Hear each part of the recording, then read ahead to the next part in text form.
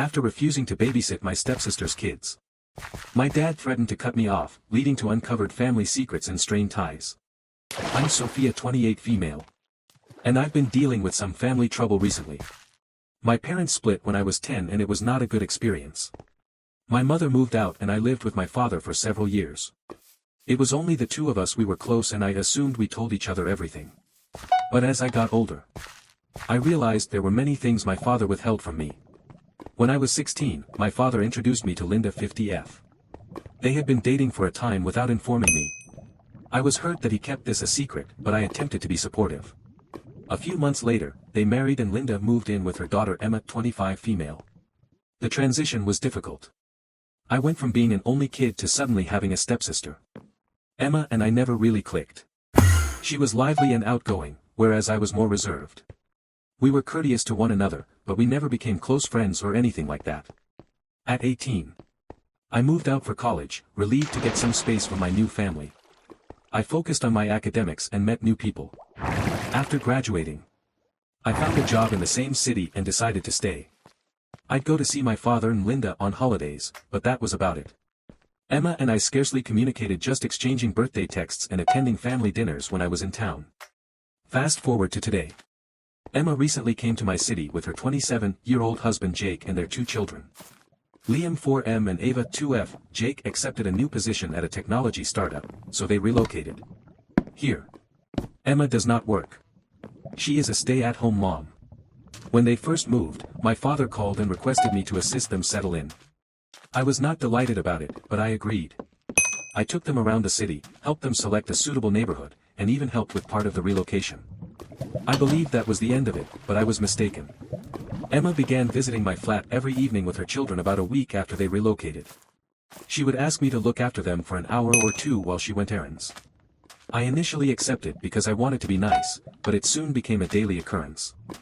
I worked from home as a graphic designer, and while I was finished with work by the time she took the kids off. I value my alone time in the evening. I utilize that time to relax, work on personal projects, or socialize with friends. The kids are okay, but I'm not really a kid person. I don't know how to keep children entertained, and being around them always makes me nervous. I reminded Emma several times that she needed to hire a babysitter, but she always had an excuse. It's just for today. She'd remark, I'm still getting used to the city.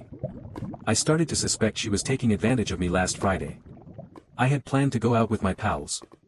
We were celebrating my best friend's promotion, which I'd been looking forward to all week. I told Emma in the morning that I would be unable to watch the kids that evening. She said okay, and I assumed that was all. But at 6 p.m., just as I was about to leave, Emma arrived at my door with Lila and Eva. Before I could say anything, she handed me the kids and drove away. I tried calling her, but she did not answer. I even called Jake, but he did not respond. I had to postpone my plans and stay at home with the kids. I was infuriated. Emma had ruined my plans before, but this was the first time she fully ignored my refusal to babysit. I was trapped with the kids until 9 p.m. when Emma arrived to pick them up. When she arrived, I challenged her regarding her behavior. She pretended it was no big deal and claimed she had an emergency. When I pressed her for information, she was unclear and evasive. I warned her that this could not happen again and that she needed to get a proper babysitter. Emma became enraged and stated I was being selfish and that families should assist one another out. That is when I lost my temper. I told her that we were not truly relatives.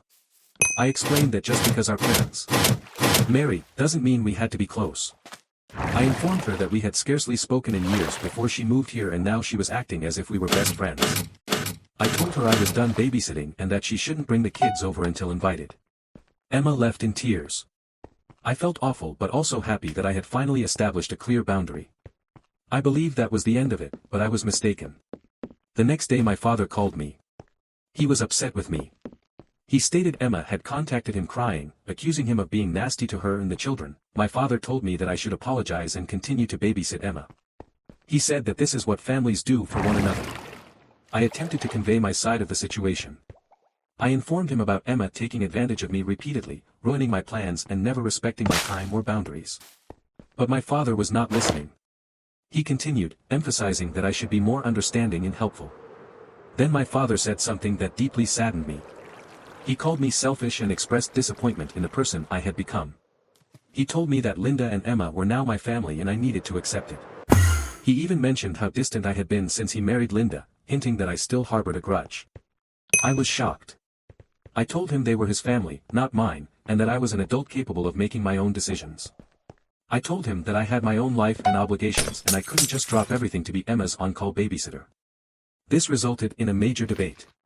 My dad threatened to cut me off if I didn't apologize to Emma and resume babysitting. I felt hurt and enraged.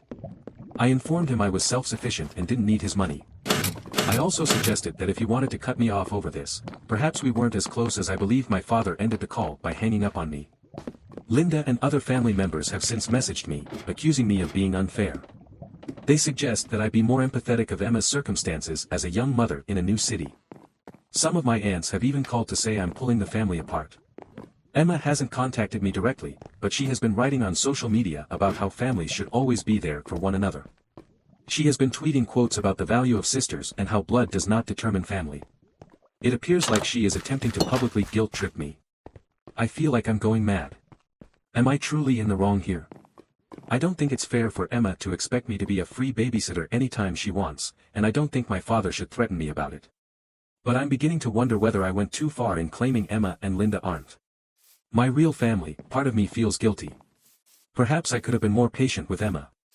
Perhaps I should have tried more to connect with her when we were younger, but another part of me is angry and resentful. I feel that my thoughts and boundaries are not being respected. I have always treasured my freedom. After my parents divorced, I learned to rely on myself. I worked hard in school, received a college scholarship, and have established a successful profession. I'm not used to having people rely on me in this way, and I'm not sure I want the responsibility. At the same time, I can't stop thinking about Liam and Neva. They're innocent in all of this and I genuinely care about them. I don't want kids to feel rejected or undesired, but I also don't think it's good for them to have an aunt who dislikes babysitting them. I tried discussing this with some of my friends, but they seem divided. Some believe I'm being overly harsh and should try to work things out with Emma. Others believe that I am correct in setting boundaries and Emma is entitled. I do not know what to do. Should I apologize? Should I stand my ground? I feel like this thing has spiraled out of control and I'm not sure how to fix it. I don't want to lose my relationship with my father, but neither do I want to be taken advantage of. This scenario has caused me to question a lot about my family and myself. Am I really as selfish as my father claims? Have I been harboring bitterness for his remarriage without realizing it? Should I have worked more to develop a relationship with Emma over the years? I keep thinking about how things may have turned out differently if my mother was still present. She relocated across the nation after the divorce and we don't communicate much. I wonder what she would say about all of this. I am at a loss. I believe that no matter what I do, someone will be upset with me. I want to do the right thing, but I don't know what that is anymore. Update 1. It's been almost 2 weeks since my last post and things have only become more complicated. I'd like to thank everyone who responded and offered suggestions. It let me see things more clearly. After reading the comments, I decided to stand my ground. I did not apologize to Emma or begin babysitting again. This created some strained family relations. My father stopped communicating to me completely, and Emma continued to post passive, aggressive messages on social media about false family members and the value of being present for your nieces and nephews. The quiet from my father was especially difficult. We used to communicate at least once a week, but now there is nothing. I tried to convince myself that it was for the best and that I was creating good limits, but it still hurt my stepmother. Linda attempted to mediate the conflict. She contacted me several times, attempting to get me to reconcile with Emma and my father. She said she understood where I was coming from, but that family valued compromise. I appreciated her efforts, but I still felt as if everyone was rejecting my emotions. I immersed myself into my profession, taking on extra freelance projects to take my mind off the family problem. I also began going to the gym more frequently and took up a new hobby, painting. It was soothing to produce something lovely in the midst of my life's craziness. However, something unexpected occurred last week, which changed everything. I was in a neighborhood coffee shop working on a project when I overheard a familiar voice. It was Jake, Emma's husband. He was seated at a table with a woman I did not recognize. At first I assumed it was a work colleague, but then I noticed Jake reach across the table and take the woman's hand. They spoke in quiet tones and looked at each other in a way that indicated this wasn't a nice meeting. I couldn't believe what I was witnessing. Jake was supposed to be at work, not having what appeared to be a love encounter with another woman. I sat there frozen, unsure what to do. Shall I confront him? Should I snap a photo as proof? In the end, I did not do either. I silently gathered my belongings and exited the coffee shop. I went home, my thoughts racing from what I'd just watched. I did not confront Jake. I wasn't sure whether I should tell Emma. Will she believe me? Our relationship was already fragile, and accusing her husband of adultery might only make matters worse. I chose to sit with the information for a day and consider what to do. The next evening, Emma called me. I almost didn't respond, assuming it was another attempt to guilt me into babysitting. But something prompted me to pick up. Emma was in tears and asked if she could come over. I consented, believing she might have learned about Jake. When she came, she was a complete wreck. Her eyes were red and puffy, and she appeared to have not slept for days. But it was not about Jake at all. Emma admitted she had lied about running errands when she left the kids with me. She acknowledged seeing a therapist for postpartum depression and anxiety. Emma broke down while telling me her experience. She has struggled since Ava's birth, feeling overwhelmed and inadequate as a mother. She hadn't told anyone in the family because she felt humiliated and terrified of being judged. She left the kids with me during her therapy appointments. I was stunned. I felt a range of emotions: pity for Emma's situation, rage that she had deceived and taken advantage of me, and regret for how harshly I had judged her. I told Emma that while I realized she was going through a difficult period, it was unacceptable for her to lie and dump her children on me without notice. We spoke for hours. Emma apologized for her conduct and for not being open about her issues. She promised to hire a proper babysitter for her sessions. I informed her that while I couldn't be a regular babysitter, I would be happy to assist out on occasion if she gave me advanced notice. As we spoke, I began to view Emma in a new light. I learned that despite her seemingly wonderful life, she struggled just like everyone else. It made me reflect on how little I understood about her life and how quickly I had judged her. Emma also discussed her emotions of loneliness after moving to the city. She stated she was thrilled to be closer to me, believing we could finally have the sisterly bond we had never had. She said she had pushed too hard and too quickly, and she apologized for not respecting my boundaries. I also conveyed my own feelings. I told her how I felt left out after Dad remarried and how I battled to fit into our new family dynamic. We chatted about our childhood, sharing recollections and opinions that we had never discussed before. Just as we were beginning to restore our relationship, I was faced with the decision of whether to inform Emma about what I observed with Jake. I debated the option, but in the end, I chose to be honest with her. I gently informed her what I had seen in the coffee shop. Emma's reply was not what I expected. She didn't appear astonished or outraged. Instead, she became extremely silent before saying, "I know about Jake's meetings. It turns out that the woman Jake was meeting as his half-sister. Jake was adopted as a baby and had lately discovered his biological family. He had been meeting with his half-sister in secret since he was not ready to inform Emma or the rest of the family. He was concerned about how it may affect their family relationships, particularly with his adoptive parents. I was happy Jake was not cheating, but I was also frustrated by our family's concealment. I told Emma that all of this, her treatment, Jake's meetings, could have been avoided if everyone had simply been honest from the start. Emma agreed and said she'd speak with Jake about being more open with the family. She also pledged to be more open with me in the future. We concluded the evening on a brighter note than we had in weeks. The next day, I called my father. I informed him about Emma's troubles and how he had worked things out. I also told him that while I was willing to have a relationship with Emma and occasionally help out with the kids, my limits needed to be respected. To my amazement, my father was understanding. He apologized for his reaction and acknowledged that he had put too much pressure on me.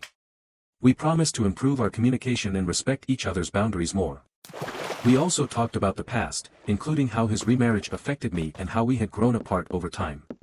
It was a challenging conversation, but it seemed like we were finally confronting topics we had been ignoring for too long. Things have calmed down, but I still feel like I'm walking on eggshells. There are numerous secrets and unsaid concerns in our family. I'm glad Emma and I were able to sort things out, but I have a feeling there will be more trouble. I'm trying to stay positive, but I'm also bracing myself for what might happen next.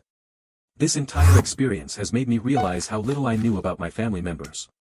It's made me ponder what additional mysteries lie beneath the surface for the time being. I'm working on gradually restoring my connections with Emma and my father. It's not easy and there are still periods of tension, but it appears like we're headed in the right path. I'm discovering that family connections are complicated and communication and honesty are essential. I'm also trying to strike a balance between being present for my family and preserving my own boundaries. It's a work in progress, but I'm hopeful that we can be family without compromising our distinct wants and identities. Update 2. It has been approximately a month since my last report, and I wish I could say that things have improved, but they have not. In reality, things have gotten a lot worse. Remember how I started to feel like more drama was about to unfold? Well, I was correct, but I could not have foreseen what happened next. Emma called me last week frantic. She was in tears and hardly intelligible. When I calmed her down, she informed me that she had received some horrible news. Jake hasn't simply met his half-sister, he's had an affair with her. Emma grew suspicious of Jake's numerous meetings and decided to follow him. One day, she noticed him meeting the woman at a hotel rather than the customary coffee shop. She approached him and he confessed to the affair. He attempted to excuse it by claiming that he felt a connection with his half-sister that he had never had before. But Emma was understandably appalled and devastated. I was shocked. I felt bad for not pressing harder when I initially saw Jake with the woman. I attempted to console Emma as best I could over the phone, but she was distraught. She explained that she was leaving Jake and asked if she and the kids could stay with me for a bit. Despite our previous disagreements, I couldn't send her away in her time of need. I agreed to let them stay. Emma and the kids moved in with me the next day. It's been a tough transition. My flat isn't really designed for 2 young children and Emma is still really emotional. She alternates between tears and aggressive outbursts. I'm trying to be supportive, but it's taking its toll on me. To make matters worse, Jake has been bugging Emma with continuous phone calls and messages. He's even popped up at my flat several times, causing havoc in the corridor. I had to threaten to contact the police to get him to go. It has been distressing for everyone, especially the children, who do not understand what is going on. Another explosive went off in the midst of the mayhem. My father contacted me seeming anxious. He said he needed to tell me something important and asked if he could come over. When he arrived, he dropped a bombshell that shocked me to the core. It turns out Jake's half-inter is also my half-sister. My father admitted to having a brief romance with Jake's biological mother years ago. Before meeting my stepmother, this woman gave birth to a daughter who Jake has been having an affair with. I was stunned. I couldn't believe what I heard. My father had held this secret for nearly 30 years, he stated he only found out recently when Jake's half-sister took a DNA test and it matched some of our family members. My father got in touch with her and learned the truth. I felt as if my entire universe was crumbling. Everything I believed I knew about my family was a lie. I was angry with my father for keeping this a secret, at Jake for betraying me, and at myself for failing to anticipate any of this. I haven't told Emma about the recent revelation yet. She's already coping with so much and I'm worried this may push her over the brink, but I know I'm going to have to tell her someday. The previous several days have been a haze. I've been trying to keep things regular for the kids while simultaneously supporting Emma and dealing with my own thoughts about this new sister. I've taken some time off work to deal with everything, but I'm not sure how long I can do it. I'm at a loss on what to do next. My flat has become a refuge for my sister and her children, a safe haven from her cheating husband, and it now feels like the hub of a decades-long family scandal. I'm trying to keep everything together, but I feel like I'm drowning in secrets and lies. I'm not sure how our family will ever heal from this. The trust has been damaged and I'm not sure it can be repaired. I'm thinking about going to therapy to deal with all of this. But for the time being, I'm just taking it day by day. I've tried to contact some friends for help, but it's difficult to explain the scenario without seeming like I'm making it up. How would you inform someone that your brother-in-law is having an affair with your hidden half-sister? It sounds like something from a horrible soap drama. I am also concerned about the long-term ramifications of all of this. What will happen to Emma and the children? Will Jake seek custody, and what about my half-sister? Should I try to reach her? Do I really want to know her? Given the circumstances, it's also worth considering how this may influence my relationship with my father. I'm upset that he kept this a secret for so long, but I understand that he was probably terrified and ashamed. Even so, knowing what he did makes it difficult to look at him in the same way for the time being. My primary emphasis is on Emma and the children. Despite the volatility, I'm attempting to provide a stable atmosphere for them. It's not simple, but it seems like the proper thing to do. I'm also attempting to care for myself. I've started journaling to help me process my emotions, and I'm making an effort to do something I enjoy every day, even if it's as simple as reading a book or going for a walk. I know I'll have to make some important decisions shortly about Emma's predicament, my connection with my father, and whether or not to contact my half-sister. But for now I'm just trying to get through each day. If anyone has been through something similar and has any suggestions, I'd be grateful. This entire scenario is daunting and I could use all of the help I can get. Update 3.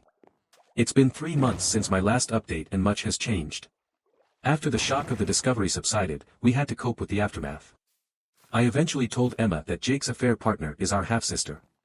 She was devastated all over again, but it also provided her with the necessary closure. She sought for divorce and received a restraining order against Jake.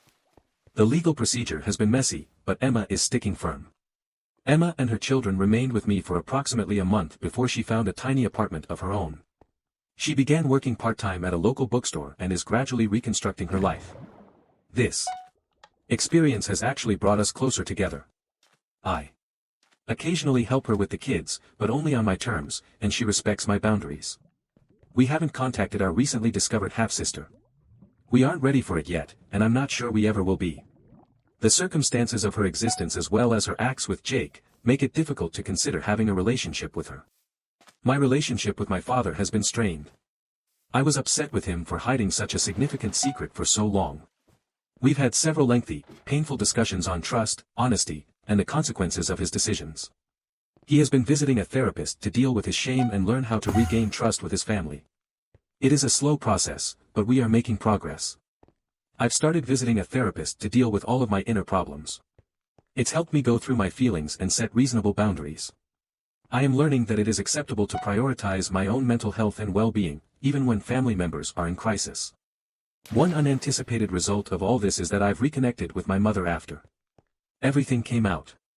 I contacted her because I needed someone to talk to who wasn't personally engaged in the situation. We've had some wonderful discussions and she's been a source of comfort throughout this. We're striving to restore our relationship and it's been great to have her back in my life. I've also made significant changes in my life. I decided to take a sabbatical and travel. I needed to go away from the family drama and rediscover myself. I'm writing this post from a modest cafe in Europe where I've spent the last month. This distance has helped me gain perspective.